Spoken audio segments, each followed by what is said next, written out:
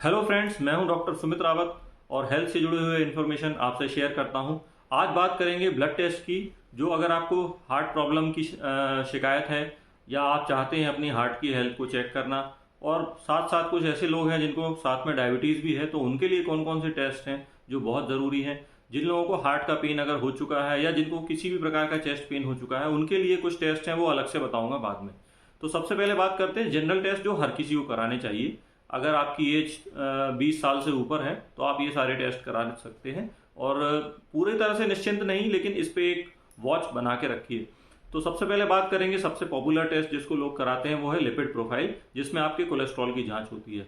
ये जांच करानी चाहिए, लेकिन मैं बोलूंगा ये जांच केवल 10 से 15% ही इंपॉर्टेंट है। ये सब कुछ नहीं है। ऐसा नहीं है कि आपका पूरा हार्ट का जो फंक्शन है वो सिर्फ इस पे डिपेंडेंट है, और ये मैं नहीं कहता हूँ। ये जो है क्लीवलैंड क्लिनिक और जो यूएस की हार्ट एसोसिएशन है, ये उसकी गाइडलाइन है। उसने जो टेस्ट बताए हैं वो मैं आपको बता रहा हूँ। आगे बात करते हैं। लिपिड प्रोफाइल जो है, इसमें 3-4 प्रकार के टेस्ट होते हैं जो हमारे यहाँ अवेलेबल हैं। होते 17 प्रकार के हैं, सारे अवेलेबल हमारे यहाँ नहीं है। पहले उसकी बात करते हैं जो हमारे यहाँ अवेलेबल है।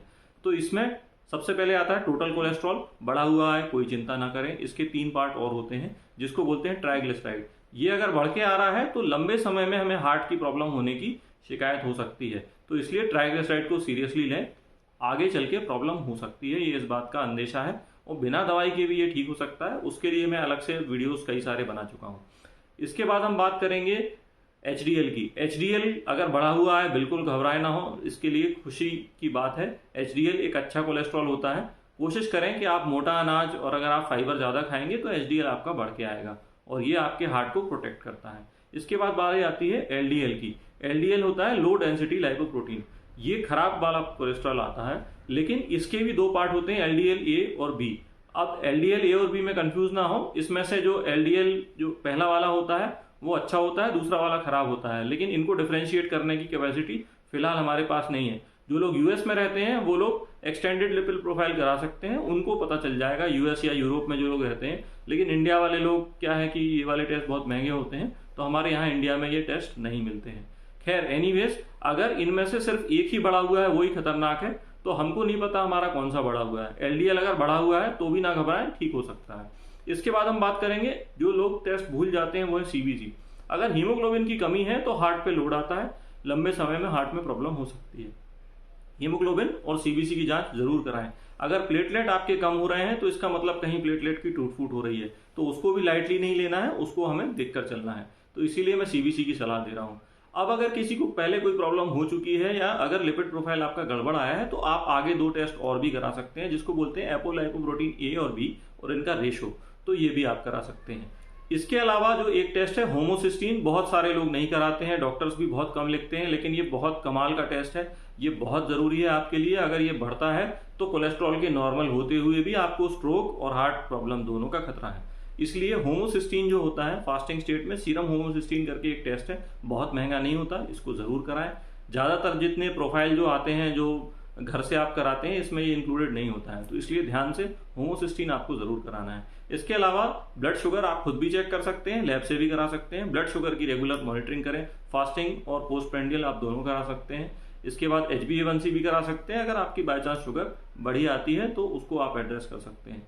इसके बाद एक टेस्ट होता है SGOT। अगर जिनको किसी को कभी कोई हार्ट में अगर कुछ शिकायत हुई है, धड़कन बढ़ जाती है या घबराहट होती है, तो उनके लिए SGOT भी एक टेस्ट है। इसमें हार्ट और लिवर दोनों का स्टेटस पता चल जाता है।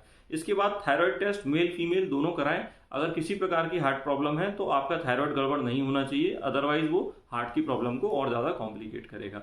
फिर एक टेस्ट आता है, बहुत ही कमाल का टेस्ट है, वो है HSCRP। HSCRP मतलब हाईली सेंसिटिव CRP।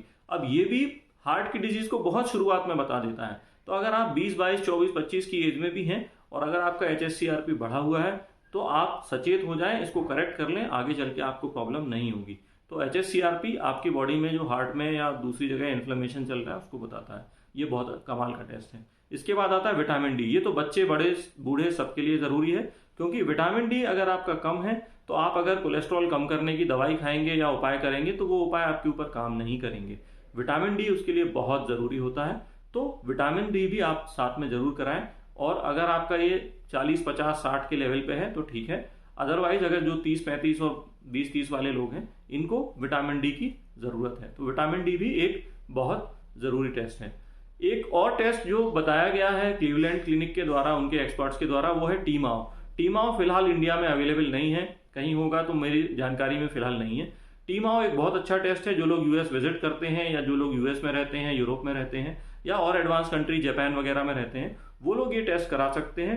इसको अपन बोलते हैं ट्राइमिथाइल एन ऑक्सीडेज टेस्ट। ये भी काफ़ी अच्छा टेस्ट है और ये हार्ट डिजीज या स्ट्रोक की रिस्क के साथ डायरेक्टली रिलेट करके देखा गया है। इसके अलावा कुछ टेस्ट जो होते हैं वो आप और करा सकते हैं।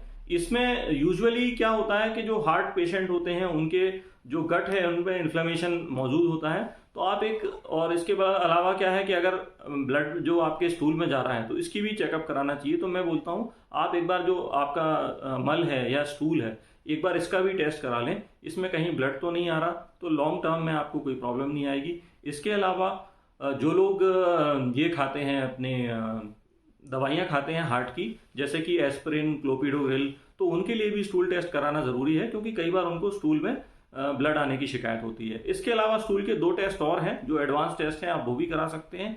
इसमें एक आता है जोनुलिन, जो कि आपके गट के इन्फ्लेमेशन को बताता है, और अगर आपको गट इन्फ्लेमेशन है तो उसके लिए क्या करना है ये पूरा अलग से मैं आपको समझा दूंगा, या इसके लिए आप कोई प्रॉपर गैस्ट्रोएंटरोलॉजिस्ट या जो प्रॉपर डॉक्टर है या इवन मेरे पास आप विजिट कर सकते हैं, नो प्रॉब्लम।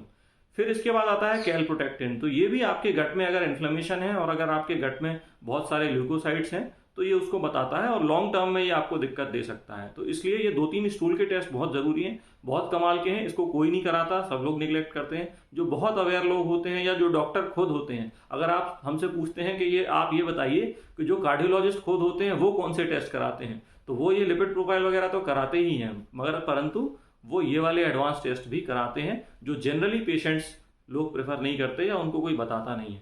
तो ये 2-3 कमाल के टेस्ट हैं। इसके बाद अब मैं अलग से बताऊंगा कि जिनको कार्डियक पेन अगर होता है, आजकल में हुआ है, या जिनको चलने फिरने में हाफी आने लगती है, तो ये 2-3 टेस्ट उनके लिए हैं, ये सबके लिए, जनरल पॉपुलेशन के लिए नहीं है।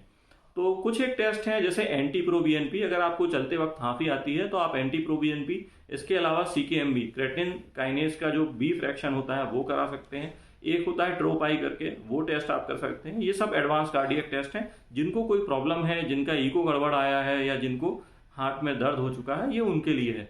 सडनली अगर कोई इस तरह की प्रॉब्लम आई है तो ये सब टेस्ट उनके लिए है। इसके अलावा कुछ टेस्ट और आते हैं जिसमें होता है एलडीएच, और जो लोग एंटीकोगुलेंट्स ले रहे हैं उनके लिए एक टेस्ट और बताऊंगा कि उनको पीटीआईएनआर का ध्यान रखना है। जिनका वॉल्व रिप्लेसमेंट हो चुका है या जिनके एंटीकोगुलेंट चल रहे हैं, उनके लिए पीटीआईएनआर रेगुलरली उनको कराना जरूरी होता है। एक्स्ट्रा में चाहें तो एक एपीटीटी और फाइब्रिन लेवल भी करा सकते हैं आप अपनी हेल्थ को मॉनिटर करने के लिए। उम्मीद करता हूं जानकारी आपके काम में आएगी। अगर ये आपको पसंद आए वीडियो तो लाइक करें, सब्सक्राइब करें और अपने दोस्तों से शेयर करें। Thank you very much.